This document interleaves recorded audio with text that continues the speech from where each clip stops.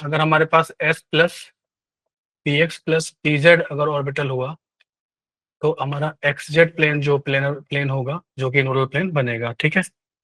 और अगर हमारे पास s plus P y plus p z हुआ तो वाई जेड प्लेन हमारा क्या बनेगा, नहीं बनाता है, तो ये वाला आप आगे भेज दो।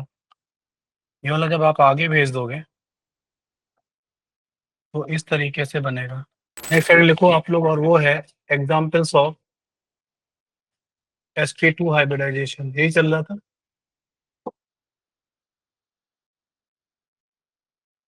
Examples of sp2 hybridisation. sp2 hybridisation में हमने एक डिस्कशन कर लिया था कि अगर हमको जो p ऑर्बिटल्स है ना, p ऑर्बिटल्स अगर हमें कैसी हो जाए, बोलो, p ऑर्बिटल्स अगर हमारी के हिसाब से हम लोग प्लेन डिसाइड करते हैं, एक बार P X plus P Y अगर यूज किया तो प्लेनर ज्योमेट्री बनेगी। कहाँ पर बनेगी, एक्स वाई प्लेन में प्लेनर ज्योमेट्री बनेगी। और बॉन्ड एंगल कितना आएगा, प्लेनर ज्योमेट्री कैसे बनेगी, ऐसे बनेगी, और बॉन्ड एंगल कितना होगा, ये वाला, ये 120 डिग्री होगा, ठीक है। ये एक डिस्कशन हो चुका था, है ना। इसी पे बेस्ड आज एक अच्छा सा वो काम करते हैं। अगर हमारे पास s plus P X plus p Z अगर ऑर्बिटल हुआ तो हमारा एक्स जेड प्लेन जो प्लेन होगा जो कि नोडल प्लेन बनेगा, ठीक है।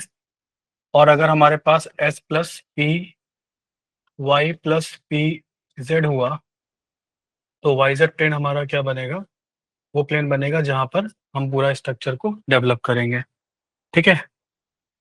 तो SO3 का एग्जाम्पल हो चुका था, उसमें मैंने समझा दिया था। एक क्वेश्चन आता है, बड़ा फेमस क्वेश्चन है कि will all 4 H atoms of propadiene are coplanar। क्या प्रोपाडाइन के चारों H एटम कोप्लेनर होंगे क्या? प्रोपाडाइन कैसे बनेगा?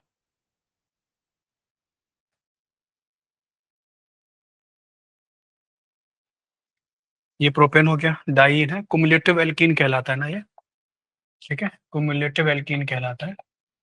और इसके ये 4 H एटम होते हैं ना। आपके प्लेनर नहीं है, कैसे समझाओगे प्लेनर नहीं है? ऐसा होता है ना, देखो कैसे अभी आ जाएगा बोर्ड पे एकदम, है ना।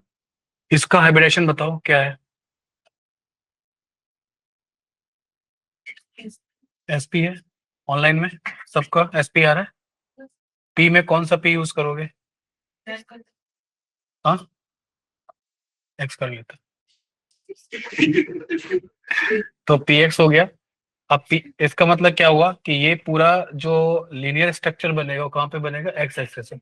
मतलब ये वाला एटम, ये वाला कार्बन एटम और ये वाला कार्बन एटम, ये सारे कौन से एक्सिस पर है, ये सभी के सभी एक्स एक्सिस पर है। ये एक्स एक्सिस पर है ना, ये तीनों कोलिनियर है और कहाँ पर है, एक्स एक्सिस पर है। कार्बन का जो कॉन्फ़िगरेशन है, वो कार्बन का कॉन्फ़िगरेशन क्या कहता है कि कार्बन 2s2 2p2 रखता है, बोलो,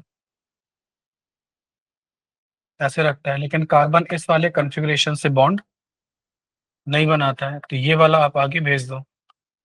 ये वाला जब आप आगे भेज दोगे तो इस तरीके से बनेगा, है ना। ये होगा 2s, ये होगा 2px, और ये होगा 2py, और ये होगा 2pz, ठीक है। इस तरीके से होगा।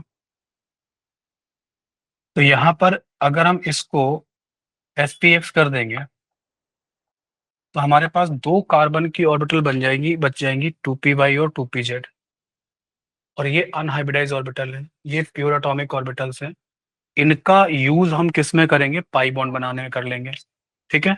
हाइब्रिडाइज ऑर्बिटल से हम लोग क्या बनाते हैं, सिग्मा बॉन्ड बनाते हैं। और जो प्योर एटॉमिक ऑर्बिटल्स होती हैं उनसे पाई बॉन्ड बनाते हैं। तो जो ये वाला जो कार्बन है, ये वाला कार्बन sp हाइब्रिडाइजेशन रखता है, इसकी कितनी हाइब्रिड ऑर्बिटल जनरेट होंगी, 2 जनरेट होंगी। उनके बीच में एंगल कितना होगा, 180। तो एक इधर जाएगा, एक इधर जाएगा, एक इलेक्ट्रॉन यहाँ रख देना, एक इलेक्ट्रॉन यहाँ रख देना। ये sp ऑर्बिटल है, ये sp(x) है, ये सिग्मा बॉन्ड बनाने के लिए जाएगी, तो इधर जो ये आपको सिग्मा बॉन्ड जो दिख रहा है, ये वाला जो सिग्मा बॉन्ड, अगर ये मैं सिग्मा 1 कर रहा हूँ ऐसे, तो ये किससे बन रहा है? ये बनेगा sp(x) से बनेगा, ठीक है, इस तरीके से। और इधर की तरफ ये क्या करेगा? ये भी sp(x) ऑर्बिटल देगा बनाने के लिए, ठीक है। अब आ रही है कि ये पाई बॉन्ड है, ये पाई 1 है और ये पाई 2 है। तो ये वाला जो कार्बन, बीच वाला कार्बन है, उसने अपनी px ऑर्बिटल को हाइब्रिडाइजेशन में यूज कर लिया है। तो py और pz को क्या करेगा? Pi bond. तो एक तरफ तो कहेगा लो इस तरफ भेज दो 2py, ठीक है, और इस तरफ भेज दोगे क्या? 2pz। आ रहा है बस समझ में? अब उसको अगर यहां से पाई बॉन्ड बनाना है, तो ये वाले कार्बन का भी ऑर्बिटल कौन सा होना चाहिए? 2py होना चाहिए। तो इस तरीके से यहाँ पे क्या होगा? यहाँ पे इसमें इसका हम लोग कर देते हैं 2py लेते हैं, तभी ये ऐसे साइड ऐसे ओवरलैप करेगा। बोलो 2py ओवरलैप करेगा, हाँ। और इसको कौन सा रखना पड़ेगा? बोलो 2pz। डन।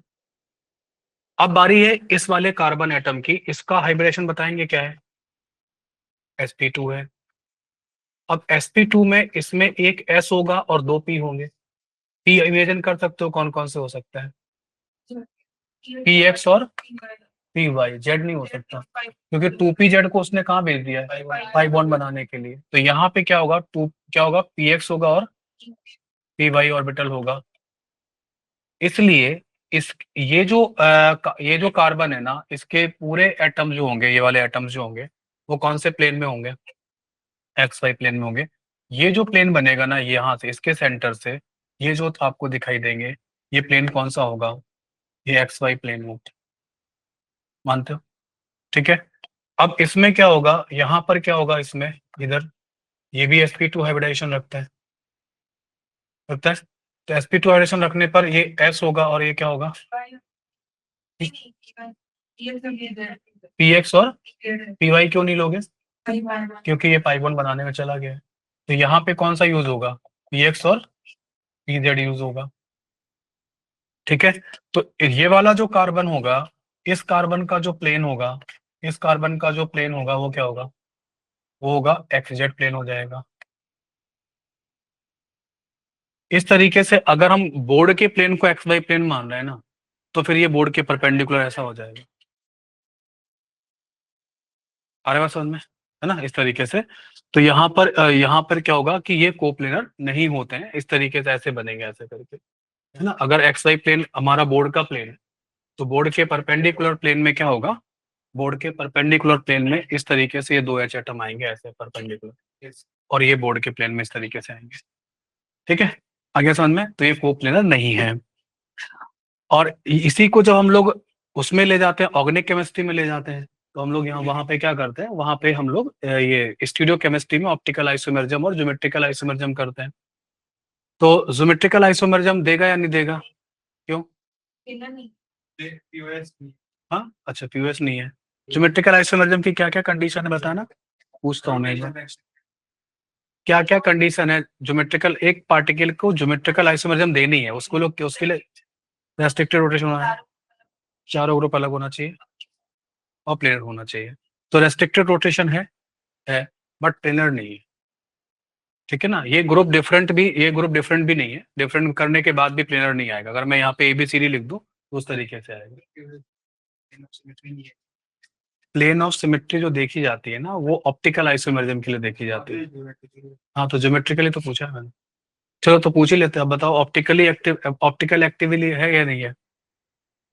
ऑप्टिकल एक्टिव है या नहीं है? क्यों नहीं है? अच्छा, ऐसे बहुत सारे एग्जाम्पल हैं जहाँ पे optical isomerism without chiral centre के आते हैं। Chirality is not the necessity condition for the optical isomerism. Chirality is not the necessity condition for the optical isomerism. हाँ, asymmetry is the necessary condition. asymmetric carbon हो, asymmetry होनी चाहिए। हाँ, इसमें PUS और सीयूएस एब्सेंट होना चाहिए, अपन पीयूएस से ही काम चलाते हैं क्योंकि, है ना। तो इसमें पीयूएस है या नहीं है? इसे ऐसे काट दोगे ना यूं, तो ये वाला जो भी आधा कट जाएगा ना। हाँ ये आधा कट जाएगा। अगर मैं यहाँ पे डिफरेंट कर दूंगा ना, ये डिफरेंट कर दूंगा तो ऑप्टिकल, तब ऑप्टिकली एक्टिव हो जाएगा और ज्योमेट्रिकल आइसोमेरिज्म तब भी नहीं देगा।